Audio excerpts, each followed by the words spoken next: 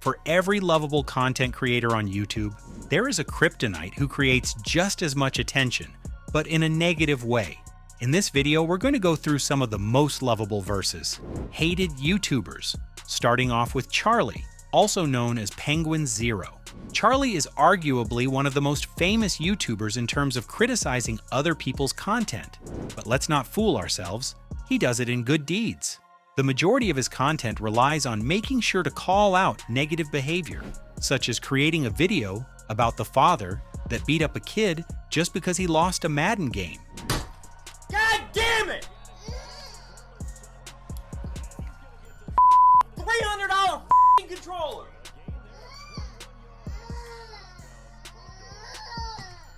Yo, can I press pause? Just sit right here. Stop. I gotta go, yo. I'm about to use it, yo.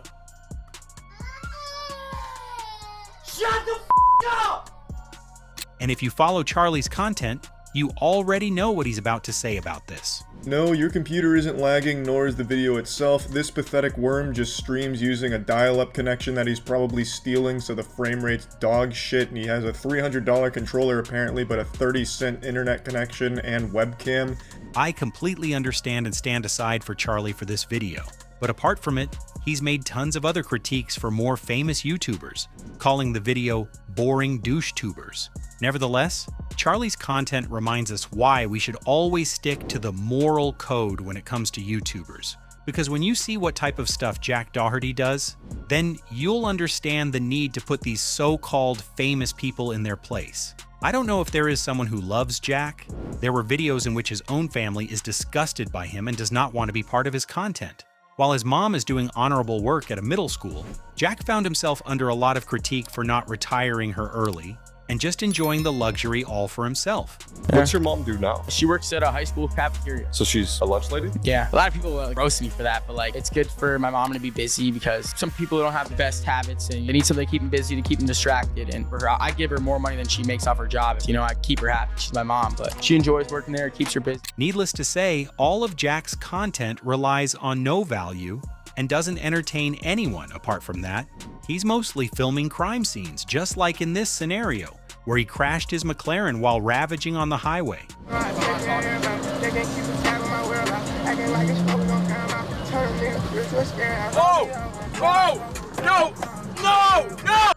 But what's made him even more dislikable is the behavior he has around other people when the bodyguard stands behind him. Go.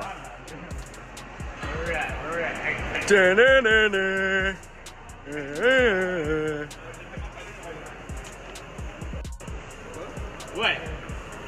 Little Prompt, what you gonna do? What you gonna do, Little Prompt? Yeah.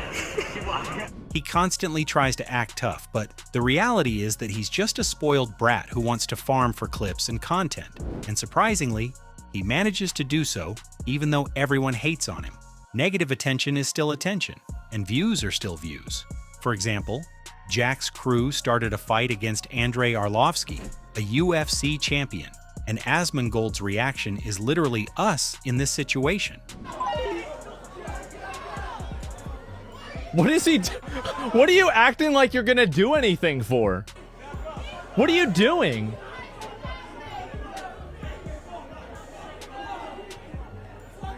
Man. Jesus, my favorite streamer. Yeah, of course. I love how they're trying to flex on him whenever he's walking away.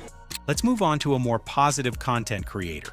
And in this case, we have Ryan from Ryan's World. Ryan created his own business, Sunlight Entertainment, a family-owned production company, thanks to the enormous positivity he's received from the YouTube world.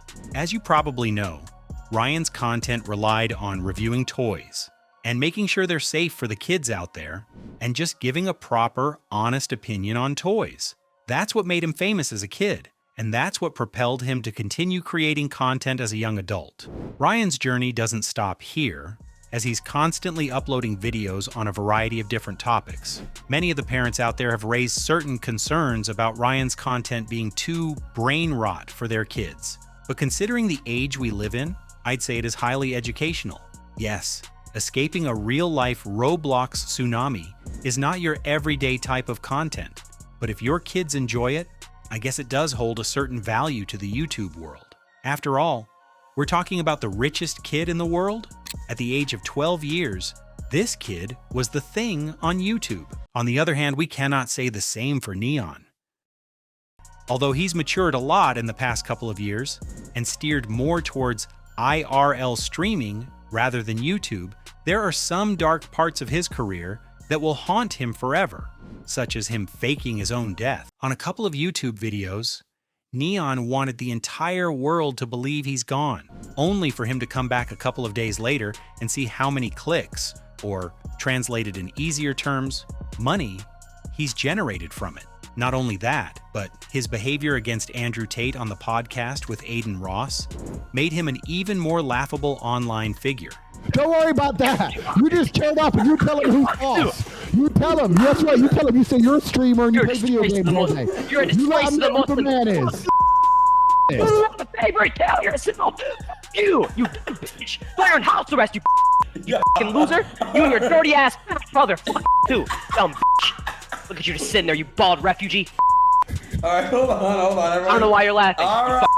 Again, I have to give him honorable props because in today's world, he's received his fair share of praise from other streaming giants on Twitch. But either way, Neon's reputation haunted him for a very long time. And if you ask me, it still does. If we're talking about reputation following you, then it's the perfect time to mention Technoblade's impact on YouTube.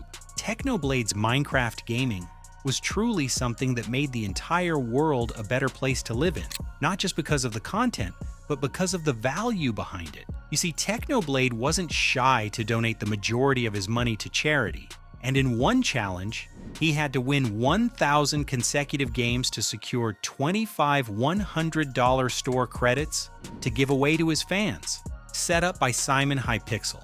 And make no mistake, Technoblade stood to his word and accomplished it for the ones he cared the most about, his fans. Final dude.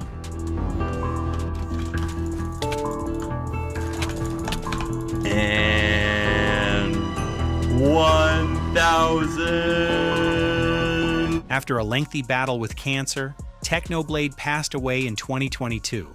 But to this day, he remains one of the most positive personas that YouTube has ever seen. And we cannot say the same for Pokimane, who literally trashed her fans and called them poor because they were unable to purchase her product. Pokimane rose to fame because of her charisma and controversial content, which often included some explicit scenes. But what gave her a reality check was the price of her product, Mina Snacks. What was supposed to be a healthier alternative to the traditional cookies turned out to be a massive failure. And with a price tag of $28 for 4 small bags, it was obvious that the fans weren't going to fall for it. To add more fuel to the fire, Pokimane called her fans broke because they weren't able to purchase it. When people are like, oh my god, $28 for cookies? It's 4 bags. That's $7 a bag. I know math is hard when you're an idiot, but like if you're a broke boy, just say so. Anyways. The reality is that everyone has $28 for her cookies. Not everyone is willing to spend so much on them because of their quality. It's not just that, Pokimane herself is a very rich person, and when she said she hates millionaires, YouTubers like Asmongold couldn't remain silent about this reckless, double standard behavior. Thanks. And we hate the rich. Anyways. Aren't you the rich? No! Like the ultra rich, the ultra giga rich, the unnecessarily. We hate the people that make $8 million a year. Well, how much do you make? $7 million a year. This is why Pokimane's relevance has faded away, and so has the profit she used to make at her peak performance. And there we have it.